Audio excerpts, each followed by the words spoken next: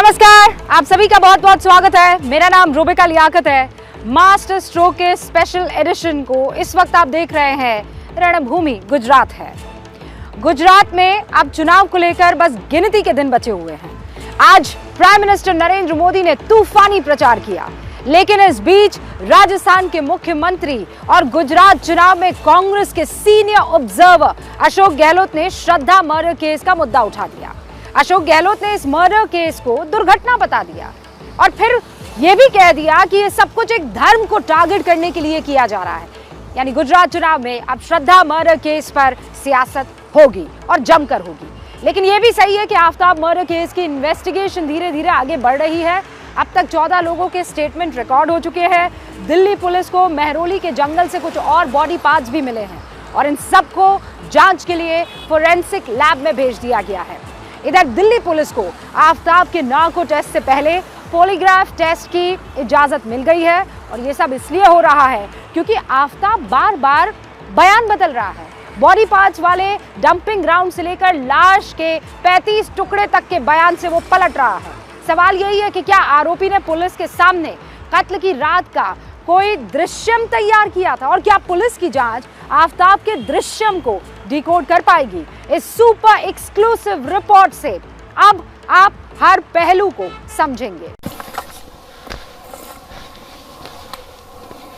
कहावत मशहूर है, जो दिखता है वो अक्सर सच नहीं होता, लेकिन जो नहीं दिखता उसमें सच की संभावनाओं को तलाशना भी बेहद मुश्किल है। सबसे बड़ी बात तो यह है कि अगर एक सच को छिपाने के लिए अलग अलग तरीके अपनाए जाएं, उसके बारे में अलग अलग कहानियां परोसी जाएं, झूठ और अय्यारी का मकड़ जाल बिछाया जाए, तो ऐसा दृश्यम तैयार होता है जो गुनाह की परतों पर फरेब की इतनी मोटी चादर चस्पा कर देता है जिसे हटाने में काफी वक्त गुजर जाता है। दिल्ली के श्रद्धा मर्डर केस में भी एक ऐसा ही दृश्य आफ्ताब के बयान के नाम पर आकार लेता दिखाई दे रहा है।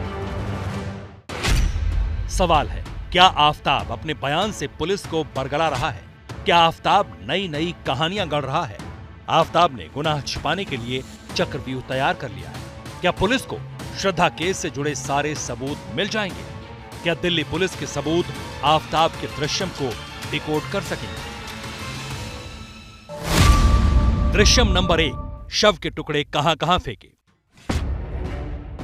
इस वक्त आपकी टीवी स्क्रीन पर वो 3 जगह दिखाई दे रही हैं, जहां पर पुलिस ने श्रद्धा के बॉडी पार्ट्स को रिकवर करने के लिए सर्च ऑपरेशन चलाया और ये खोजबीन अब भी जारी है। जिस केस को सॉल्व करने के लिए मिशन मोड में पुलिस जुटी हुई है, उसे लेकर आफ्ताब अलग अलग लोकेशंस की जानकारी दे रहा है। सबसे पहले आफ्ताब ने पुलिस को बताया कि उसने गला दबाकर श्रद्धा की हत्या की और बाद में उसकी लाश के टुकड़े किए और उन टुकड़ों को मेहरौली के जंगल में फेंका। पुलिस ने आफ्ताब से तफ्तीश करने के बाद में सीन को रिक्रिएट किया और मेहरौली के जंगलों में छानबीन की, लेकिन अब तक पुलिस के हाथ महज कुछ हड्डियों के अलावा कुछ खास नहीं लगा है। इसके बाद पुलिस ने गुरुग्राम इलाके में भी सर्च ऑपरेशन चलाया। दरअसल पुलिस को लगता है कि आफ्ताब ने कत्ल के बाद सब कुछ नॉर्मल दिखाने की कोशिश की। वो गुरुग्राम में अपने ऑफिस जाने लगा। यही वजह है कि पुलिस ने गुरुग्राम में भी सर्च ऑपरेशन चलाया, क्योंकि पुलिस को लगता था कि वहां पर भी बॉडी के कुछ पार्ट्स हो सकते हैं। पुलिस की जांच में सबसे लेटेस्ट जानकारी में अब तक ये जो निकल के सामने आया है, उसके मुताबिक आफ्ताब ने पुलिस को बताया कि उसने मेहरौली वाले घर से करीब 4.5 किलोमीटर की दूरी पर मैदानगढ़ी में एक तालाब में लाश के टुकड़े फेंके थे। अब तक की जानकारी के मुताबिक आफ्ताब ने जो पुलिस को बताया है, उसके मुताबिक श्रद्धा के स्कल का हिस्सा भी मैदानगढ़ी के उसी तालाब में आफ्ताब ने डिस्पोज ऑफ किया था। पुलिस को ऐसे सबूत मिले हैं। पूछताछ में ये पता चला है कि आफ्ताब ने श्रद्धा के शरीर के कुछ टुकड़े, जिनमें उसका सर भी शामिल है, उसे इसी तालाब में डंप कर दिया था।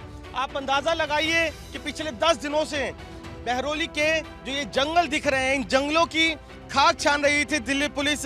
कुछ खास बरामद नहीं हुआ और अब इस तालाब तक पहुंची है, तो अंदाजा लगाइए कि किस तरीके से आफ्ताब पुलिस को जांच में भटका रहा है। और अगर यानी आफ्ताब ने पुलिस के सामने हर बार अलग अलग जानकारी पेश की, उन्हें अलग अलग लोकेशन के बारे में फीड किया। और गौर करने वाली बात यह भी है कि अभी तक पुलिस के हाथ सिवाय कन्फेशन स्टेटमेंट के पुख्ता तौर पर कुछ और नहीं। हाँ, डीएनए के मिलान के लिए हड्डियों को फॉरेंसिक लैब जरूर भेजा है, लेकिन अभी तक इसकी भी रिपोर्ट नहीं आई। मतलब ये कि आफताब ने पुलिस को गुमराह करने का पहला दृश्यम काफी पहले तैयार कर लिया था। दृश्यम नंबर 2, शव के टुकड़े कब तक फेंके। श्रद्धा के कत्ल के इल्जाम में जब आरोपी आफताब को गिरफ्तार किया गया था तो उसने पुलिस के सामने सबसे पहले ये बयान दिया कि श्रद्धा का गला दबाकर मर्डर करने के बाद उसने 18 मई की रात बॉडी को रूम में ही रखा, फिर 10 घंटे तक टुकड़े किए और बाद में शव के टुकड़ों को 18 दिनों तक महरौली के जंगल में डंप करता रहा। लेकिन जांच के दौरान पुलिस को एक और सीसीटीवी सबूत हाथ लगा, जिसमें आफताब सुबह 4 बजे के वक्त गली से निकलता दिखाई दिया। अब सवाल है, क्या आफताब ने 18 दिन में ही लाश के टुकड़ों को ठिकाने लगा दिया था, या फिर आफताब ने शव के कुछ हिस्सों को 18 अक्टूबर तक संभाल कर रखा? सबसे अहम सवाल ये है कि क्या आफताब ने श्रद्धा के 35 टुकड़ों को लेकर भी पुलिस के सामने एक नया दृश्यम क्रिएट करने की कोशिश की? एबीपी न्यूज के सूत्रों का दावा है कि आफताब के पहले और अभी के बयान में जमीन आसमान का फर्क दिख रहा है। उसके बयान मेल नहीं खाते, क्योंकि जैसे ही पुलिस को 18 अक्टूबर वाले सीसीटीवी वीडियो का पता चला और सूत्रों के मुताबिक जब ये वीडियो आफताब को दिखाया गया तब उसका अगला वर्जन सामने आया। आफताब ने बताया कि वो 18 अक्टूबर तक श्रद्धा के बॉडी पार्ट्स को डंप करता रहा और सबसे आखिर में उसने सिर, धड़ और हाथ पैर की उंगलियों को डिस्पोज किया था। अब इसी बयान ने एक तीसरे दृश्यम को भी जन्म दे दिया। दृश्यम नंबर 3, लाश वाला फ्रिज। असल में 15 नवंबर को दिल्ली पुलिस की टीम जब आफताब के घर पहुंची थी, गली नंबर 1 के इस फ्लैट के फर्स्ट फ्लोर में पड़ताल की तो उसे ये फ्रिज दिखाई दिया। करीब 300 लीटर वाला ये फ्रिज अहम एविडेंस बताया गया, क्योंकि पुलिस पूछताछ में आफताब के शुरुआती बयान के मुताबिक आफताब ने फ्रिज के अंदर बॉडी पार्ट्स को रखा था, लेकिन अब इस फ्रिज को लेकर उसका स्टेटमेंट अलग हो रहा है। आफताब ने शुरुआत में पुलिस को बताया था कि उसने श्रद्धा के शव को 10 घंटे तक काटा और उसके शव के 35 टुकड़े करने के बाद पॉलिथीन में भरकर उनको फ्रिज में रख दिया। पूछताछ के सेकेंड राउंड में एक बिल्कुल नई थ्योरी, नया दृश्यम सामने आया। पूछताछ में आफताब ने पुलिस को बताया कि उसने फ्रिज को 1-2 बार से ज्यादा खोला ही नहीं, ना ही उसमें कोई खाने का सामान रखा। जैसे ही घड़ी का काटा दोपहर 2:30 पे आए, बबीता जी का दिल सास बहू साजिश के लिए मचल जाए। और ये है इनकी बहू, पूरे दिन ऑफिस की टेंशन हो जाए गॉन जब ये करें अपना फेवरेट शो फ्री टाइम पे ऑन। इनकी तरह आप भी देखिए अपना फेवरेट शो अपने टाइम पर और डाउनलोड कीजिए एबीपी लाइव ऐप अपने स्मार्ट टीवी पर।